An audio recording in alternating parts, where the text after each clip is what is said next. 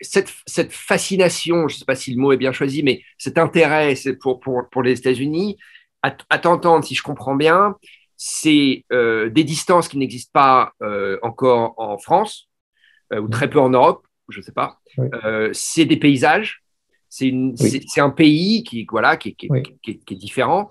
Mais est-ce que c'est aussi des gens, tu m'as parlé des cow-boys là, qui arrivaient, mais est-ce que chez les coureurs, euh, forcément, parce que c'est pas n'importe qui se met sur ces courses-là, mais est-ce que tu es aussi un peu fasciné par, je sais pas, par des attitudes, par des gens. Tu me parlais d'Anne Trasson, j'imagine que quand même elle, de par ses victoires déjà, mais enfin peut-être je la connais pas, hein, mais est-ce que c'est aussi quelque chose qui touche ça, les Américains en tant que personne? Euh, je vais te répondre très franchement, non. Je suis surtout attiré par l'univers qui est créé par ce format de compétition. Euh, le coureur en tant que tel, pas plus. Hein, D'accord. ça va te décevoir sans Non, doute, non, non, mais non, non, non. Mais même aujourd'hui, un mec comme, je sais pas, Jim Walsmay ou les Américaines, les femmes américaines qui sont venues en France sur l'UTMB, c'est pas des gens qui te fascinent, plus que des coureurs non, français. non. Moi, je suis surtout fasciné par le décor, Mhm. par ces petits coureurs qui sont dans ce décor et par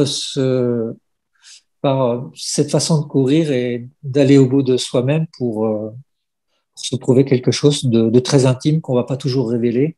Mhm. Donc, certains coureurs vont l'exprimer, mais j'ai pas une grande fascination pour autant. D'accord. En fait, vis-à-vis du coureur d'ultra, j'ai un certain recul. Enfin, je suis observateur, j'essaye de comprendre, mais je vais être un peu dans l'empathie pour que la personne Mhm. puisse se découvrir, hein, pour qu'elle puisse révéler des choses. Mais je vais pas être nécessairement dans la fascination. Je, j'ai tendance à mettre un peu tout le monde sur le même plan, qu'on soit lanceur de marteau, par exemple, ou sprinter, coureur de marathon, coureur d'ultra. J'ai un peu tendance à mettre tout le monde sur le même plan, c'est-à-dire de voir quand les gens ont une passion, parce que faut aller au bout d'une passion quand même, hein, quand tu fais Mhm. ça. Je vais pas jusqu'à magnifier cette passion. J'essaie de décortiquer le pourquoi, mais je vais pas jusqu'à la transcendance de ce que je vois. Oui. Mhm. Mhm. D'accord. Je trouve que c'est quelque chose de très personnel. C'est quand on fait un ultra comme ça, on vit quelque chose qui est très personnel et quelque part ça doit rester personnel. Je fantasme pas là-dessus. D'accord. D'accord. Je Non, non. je te comprends, je te rejoins assez. C'est juste que quand même, il faut reconnaître que pour ceux qui n'ont pas la chance de voyager ou de faire ces voyages que toi et moi, on a pu faire, quand tu as des coureurs américains, excuse-moi. Hi, can you just drop it? Sorry, thank you so much. All right, have a good day.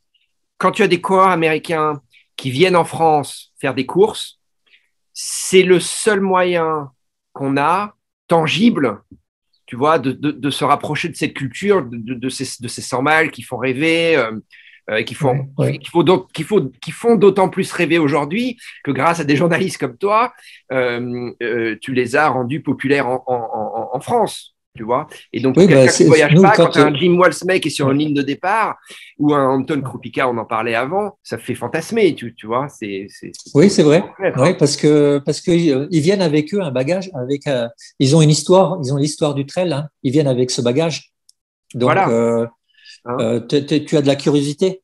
Mm. Voilà, et ce sont des témoins, des passeurs d'une histoire. Ils sont, à un moment donné, à un instant T, ils sont dans l'histoire et sont peut-être en train de construire quelque chose de cette histoire, de Voilà. la faire évoluer aussi, dans le bon sens ou dans le mauvais sens, hein, c'est à chacun de juger.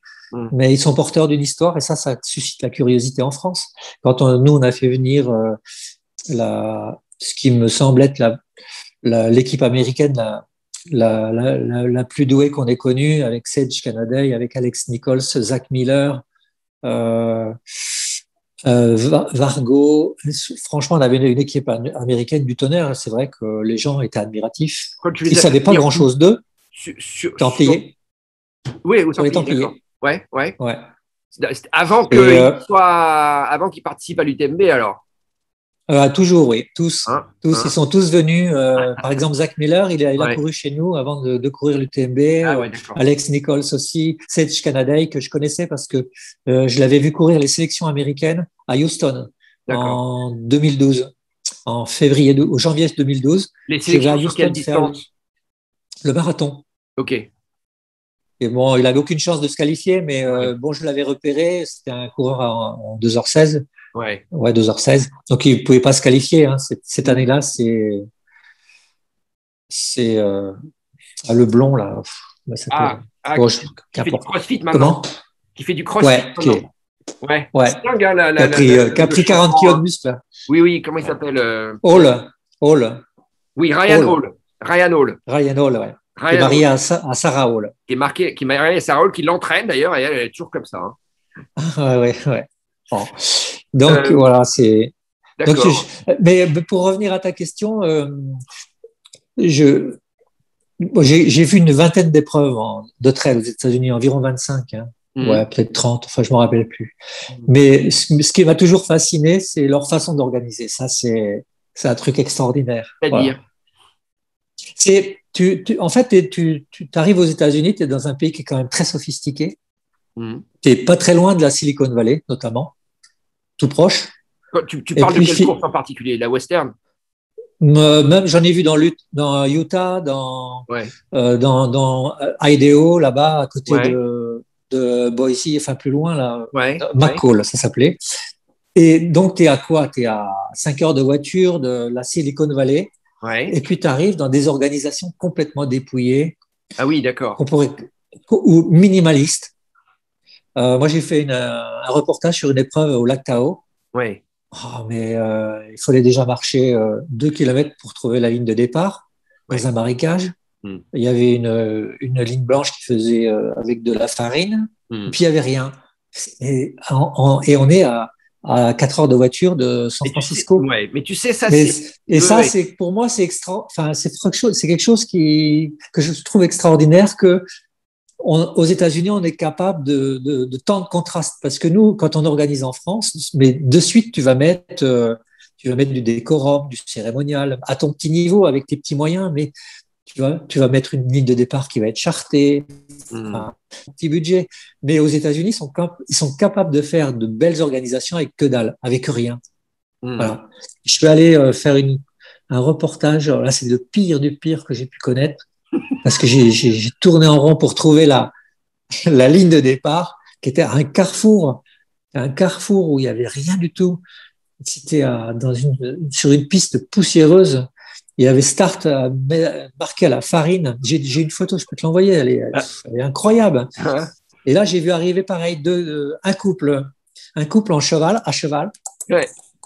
Et là, pareil, il avait le Colt. Je lui demande d'ailleurs pourquoi. D'ailleurs, je l'ai écrit dans l'histoire. Pourquoi vous Ouais. avez un revolver? Il me dit, bah, si je tombe sur une bête sauvage, j'ai besoin de me défendre. Ouais. Et Ouais. puis, si mon cheval il est attaqué et que il est en souffrance, il faut que je puisse l'abattre. Ouais. Bon.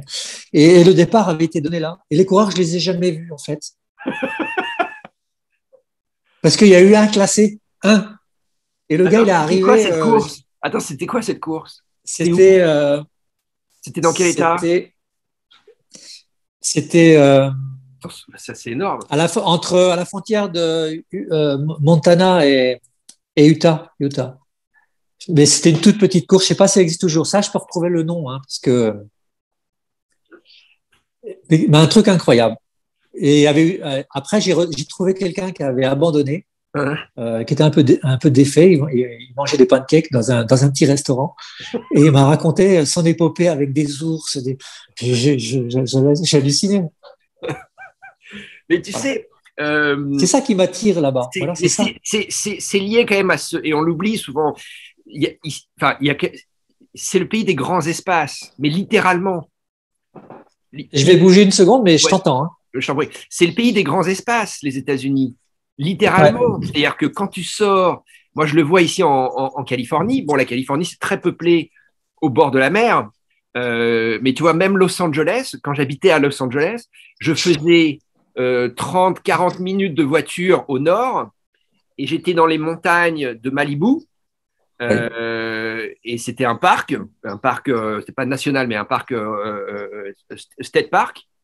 Et là, c'était sauvage Oui. à tel point que les rangers, ils ferment le parc la nuit. C'est pas complètement illégal de courir, mais tu peux plus te garer.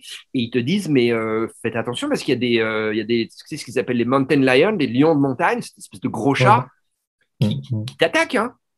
Ouais. Les cougars. Ouais. Et tu vois, et t'es à 30 minutes au nord de Los Angeles, Ouais. qui est la ville, la deuxième ville la plus grosse du monde et des États-Unis et qui est la plus étendue. Tu veux. Donc, ça m'étonne pas. Pour faire 100 miles, si tu penses que tu vas en retrait quand même des grands centres citadins, et ben c'est sûr que tu es confronté à cette nature qui est juste dingue. Enfin, moi, ici, tous les jours, je vais courir, hein, juste à côté de la maison, il y a une base des Marines. Je cours en bordure de la base des Marines. C'est une des plus grandes bases ici américaines. Donc, elle s'étend sur je ne sais pas combien de kilomètres. Mais tous les jours, je vois des scorpions, je vois des serpents à sonnette, mais des trucs, si tu veux, qui peuvent te tuer, quoi. Tu vois? Et avec des panneaux régulièrement, attention, zone préservée, et avec une tête de mountain lion. Tu peux te faire bouffer, si tu veux, tu vois. Ouais. Non, mais en France, je veux dire, à part te faire piquer vaguement par une vipère dans le sud de la France, il t'arrivera jamais rien, quoi.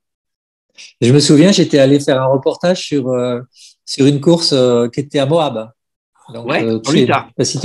la cité touristique là, qui est assez connue. Ouais. Et c'était d'ailleurs il y avait Brian Powell au départ, le rédacteur de Iron Fire. Iron Fire. Voilà. Ouais, que je connais bien, avec qui j'ai sympathisé. Il est venu 3 fois au Templier. Et donc, je me souviens, à l'arrivée, je discute avec 2 gars qui avaient fini ensemble. Ils venaient de Chicago. Et en fait, ils étaient avocats. Tu sais, c'était des beaux gosses, bien foutus, une petite quarantaine. Ouais. Et en fait, pour eux, c'était ils ressentaient ce que moi je ressentais, c'est-à-dire quand tu es en milieu urbain, que tu arrives ici, bah, tu lâches tout, en fait, Ah ouais, tu bah te oui, oui. dépouilles. Hein, la nature, elle peut te bouffer, elle peut te dévorer. Et c'est ça dont ils avaient besoin. Parce qu'ils vivaient une vie assez trépidante à Chicago et ils avaient besoin de quitter ce costume pour aller vers quelque chose où ils vont se dépouiller et ils vont se retrouver un peu eux-mêmes. Et puis, puis vivre tu vas aussi vivre des une émotions, comme aventure. tu dis. Hein. Tu vas vivre une vraie Oui, aventure. ouais, je me rappelle, le départ était donné au petit matin, c'était encore la nuit. C'est pareil, j'avais pris j'avais suivi, ils étaient pas nombreux, ils étaient 30 au départ, et j'avais suivi le bus scolaire qui les avait emmenés au fond d'une piste. Il y avait rien du tout. Il y avait un gars avec une table de camping et puis un lume au gaz, tu vois, pour s'éclairer. Enfin, un truc complètement fou. Et ils se mettent à chanter l'hymne américain là comme ça. Et la recommandation, ouais. Et la recommandation, en fait, c'était faites gaffe. Il y a des ours, donc bah, soyez prudents. Et puis, go, ça y est, c'était parti. Voilà. Bah Donc, oui. en pleine nuit, avec un gars qui est tout seul, avec sa table de camping, avec un petit lume au gaz, on y voit les 2 yeux, et qui te dit, bon les gars, c'est bon, vous êtes prêts? Alors, ils se mettent tous à chanter comme ça, là. Ouais. C'est assez solennel en plus. Ouais. Et puis, il fait sa petite recommandation sur les ours, puis c'est parti. Bah, ça, c'est vrai que moi, je trouve ça très, très séduisant, je l'avoue. C'est le Far West encore, presque.